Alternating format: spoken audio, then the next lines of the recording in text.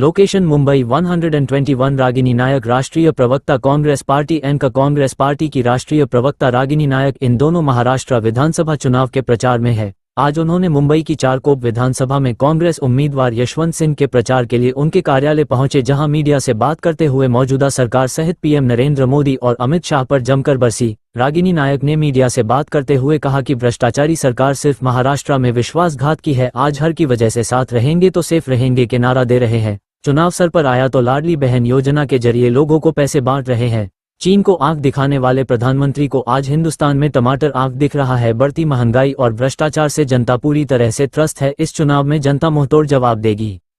चारकोप विधानसभा में बड़े भाई यशवंत जी के सरपरस्ती में इस प्रेस वार्ता में आए सभी पत्रकार बंधुओं का मैं स्वागत करती हूं, अभिनंदन करती हूं और इस्तकबाल करती हूं। और अपनी बात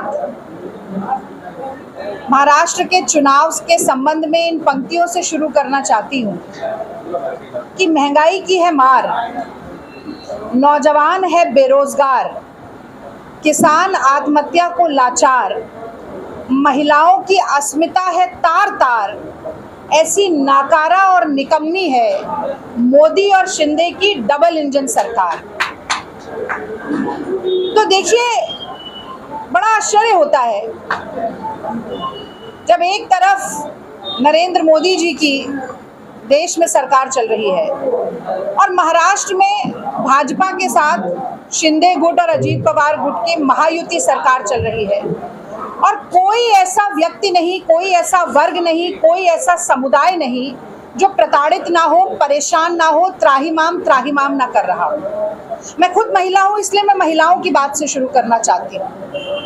ये कैसी सरकार है जिसके लिए माँ, बहन, बेटी, लाडली केवल चुनाव के वक्त हो जाती है, और चुनाव से पहले उसी महिला, उसी बेटी और उन्हीं बच्चियों की इज्जत पर हमला होता है, और शिंदे फडणवीस मुंह में दही जमाए बैठे रहते हैं। मैं नागपुर गई थी बदलापुर की घटना के बाद प्रेस वार्ता करने के लिए। मैं बताना चाहती हूँ कि 2022 तक नरेंद्र मोदी जी की देश की सरकार में छोटी बच्चियों के खिलाफ अपराध 96% बढ़े।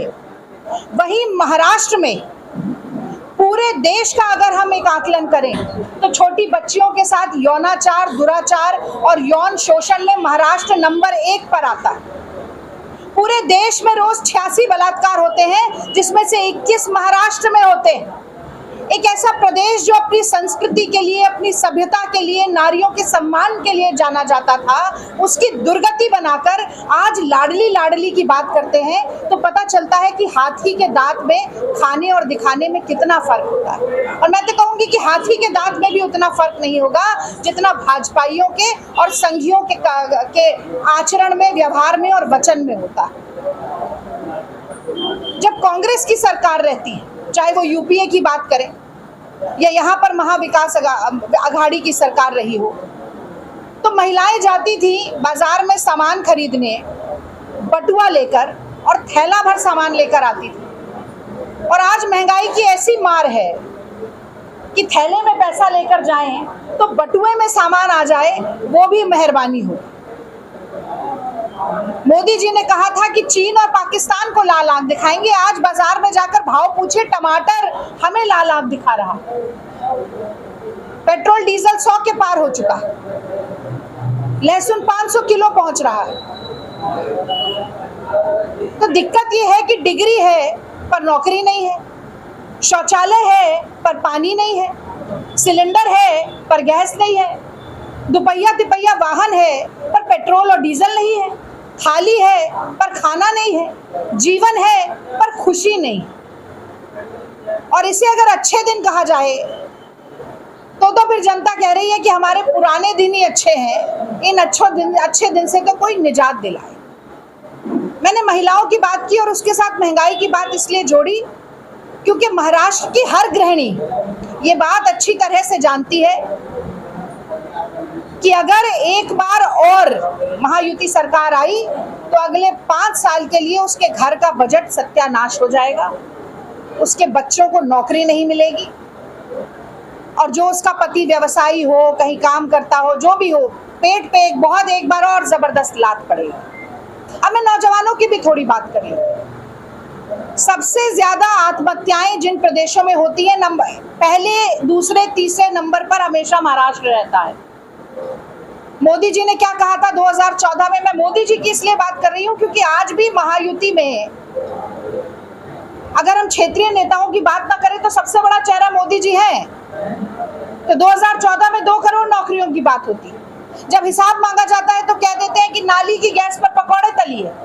और आज महाराष्ट्र की अगर हम बात करें तो 2 लाख से ज्यादा सरकारी पद खाली हैं और नौजवान दिन में बैठकर तारे गिनता है क्योंकि उसके पास डिग्री और पढ़ाई के बाद भी कोई काम नहीं है। और इसी के साथ साथ नशे का व्यापार, नशे की लत, ये भी लगातार बढ़ती जा रही है। हम अपने किसान भाइयों की अगर बात करें, वो सोयाबीन की फसल के लिए सपने दिखाए गए थे कि 6,000 रुपया प्रति क्विंटल के भाव दिया जाएगा। 3,000 4,000 से ऊपर नहीं बढ़े। आज कांग्रेस पार्टी 7,000 की बात कर रही है। और हमने जो किया, जिन जिन प्रदेशों में हमारी सरकार रही, हमने करके दिखाया। कांग्रेस के समय में 74,000 करोड़ रुपया किसानों का कर्जा माफ किया था। आज एनएसएसओ का आंकड़ा कहता है कि किसान की आय 27 रुपया प्रतिदिन हो गई। शिक्षा की बात कर लीजिए, और शिक्षा की बात करना बहुत जरूरी है क्योंकि यहाँ